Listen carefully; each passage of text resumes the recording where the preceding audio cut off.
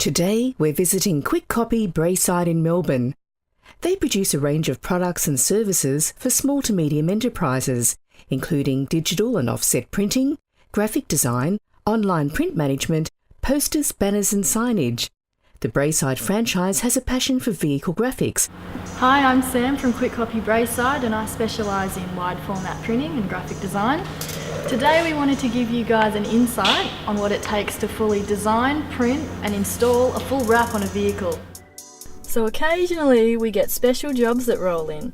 In this case, we got the opportunity to wrap this Audi R8 for one of our clients, Raz, from Prestige Auto Works. Starting the design process, first I'll consult with the client to get an idea of their business and what direction they want to go in. In this case, Raz wanted something aggressive, which I think we portrayed pretty well here. Once the client is happy with the design, then I move on to creating the print files, which is a pretty labour-intensive process as you're designing through a 3D object, so it's imperative that you get all of your measurements right so that everything lines up once the print's done. Before any vinyl touches the car, the surface has to be thoroughly cleaned and prepared with a solvent-based cleaner, then gone over with isopropyl to get rid of any remaining contaminants. We also remove any fixtures, such as mirrors and badges, which make the wrap a lot easier to install and gives it a lot more of a seamless look.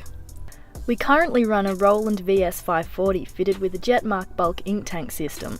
As it's an eco-solvent printer, the prints require 48 hours to degas before we can apply the laminate. Connect hooked us up with Avery's MPI 1105 with its matching lamb, which is a premium product in the industry. Once the printed panels are ready, I'll then align them on the vehicle to ensure that everything is lined up. One of the difficult elements about this wrap was ensuring that the text stayed straight. As the vinyl is very malleable, there is a chance for the text to warp if you don't apply it right, so that's where I started to apply first. Once the wrap is laid, any edges and areas that have been applied to recesses or undergone stretch or strain need to be post-heated to 90 degrees. We use a Wagner heat gun as its digital gauge gives you great control over the temperature. I like to go over any exposed joins in the wrap with a line of laminate, and this just makes sure that none of these edges catch onto anything or peel up.